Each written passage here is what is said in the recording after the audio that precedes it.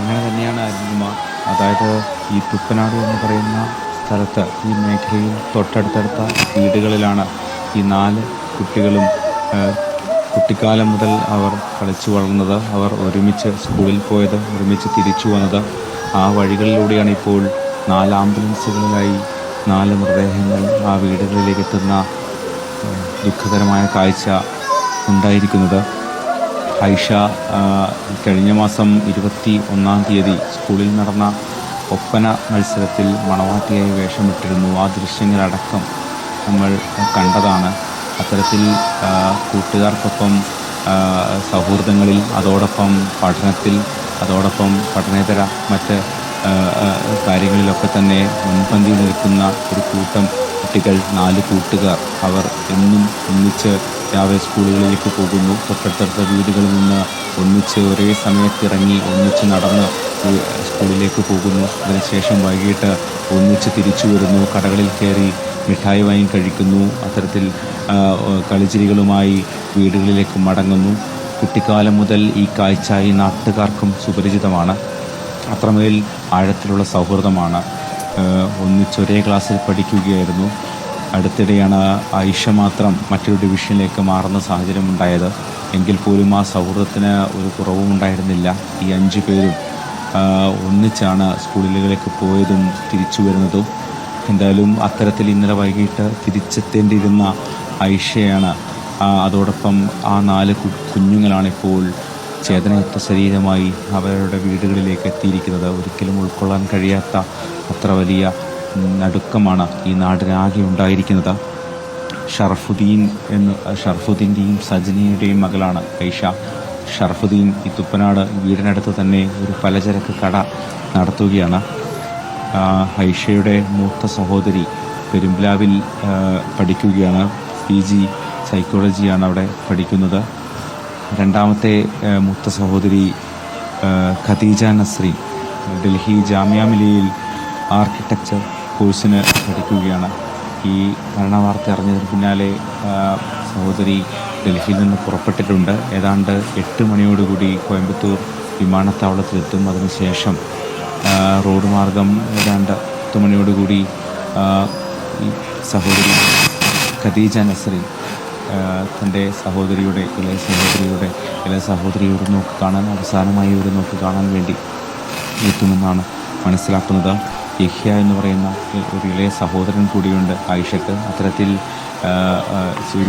ഒരു ചെറിയ വീട്, ആ വീട്ടിൽ അവർ 6 പേർ, ഉപ്പയും ഉമ്മയും 4 മക്കളും അടങ്ങുന്ന 6 പേർ അത്തരത്തിൽ സന്തോഷത്തോട് കഴിയുന്ന ഒരു കുടുംബം. ആ കുടുംബത്തിലേക്കാണ് ഇപ്പോൾ ഇത്തരത്തിൽ അപ്രതീക്ഷിതമായൊരു ദുരന്തം വന്നെത്തിയിരിക്കുന്നത്. ഒരിക്കലും പ്രതീക്ഷിക്കാത്തൊരു ദുരന്തം.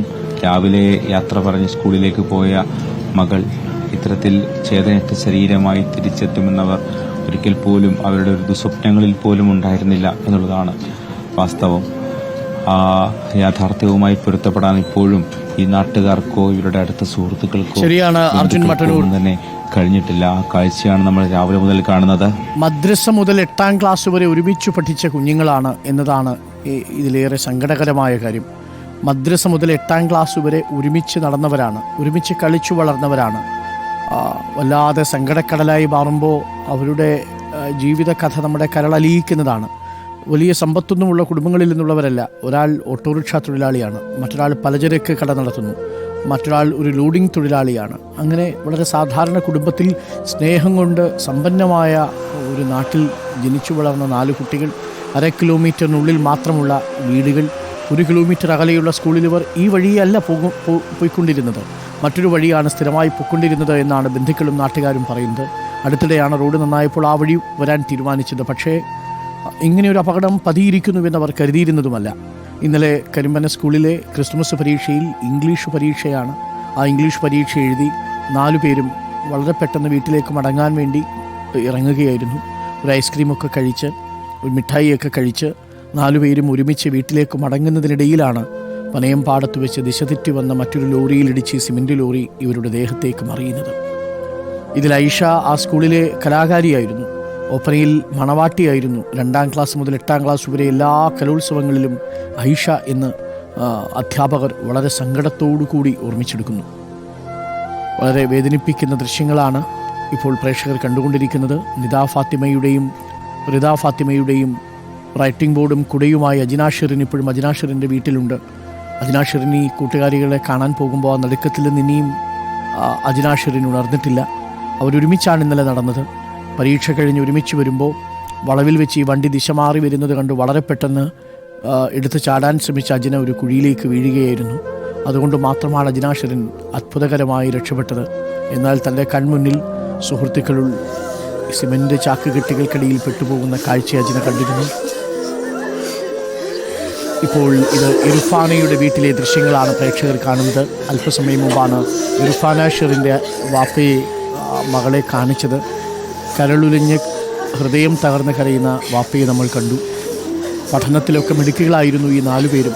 എന്തും എപ്പോഴും വർത്തമാനം പറയുകയും പങ്കുവയ്ക്കുകയും ചെയ്യുന്ന കുടുംബങ്ങളിലുള്ളവർ, പരസ്പരം മറ്റു വീടുകൾ സ്വന്തം വീടുകൾ പോലെ കരുതി ജീവിച്ചവർ. 4 വീടും പരസ്പരം അടുത്തും പരസ്പരമുള്ള സൗഹൃദത്താലും ബന്ധം കൊണ്ടുമൊക്കെ ചേർന്ന് നിന്നവർ, ഒരു സൗഹൃദ ചരടിൽ കോർത്തു വന്നവർ. അവരാണ് വളരെ വേദനിപ്പിക്കുന്ന ഒരു വിടവാങ്ങലിന് ഇപ്പോൾ സാക്ഷ്യം വഹിച്ചുകൊണ്ടിരിക്കുന്നത്. ഒരു നാട് വല്ലാതെ തേങ്ങുകയാണ്. ആ നാട്ടിലെ പ്രിയപ്പെട്ട 8 കുഞ്ഞുങ്ങളെ, പൂമ്പാറ്റകളെ പോലെ ആ നാട്ടിൽ പാറി നടന്നിരുന്ന 4 കുഞ്ഞുങ്ങളെയാണ് ഇന്നലെ അപ്രതീക്ഷിതമായി എത്തിയ ദുരന്തം. ആ 4 കുഞ്ഞുങ്ങളുടെയും ദൃശ്യങ്ങൾ പ്രേക്ഷകർക്ക് കാണാം.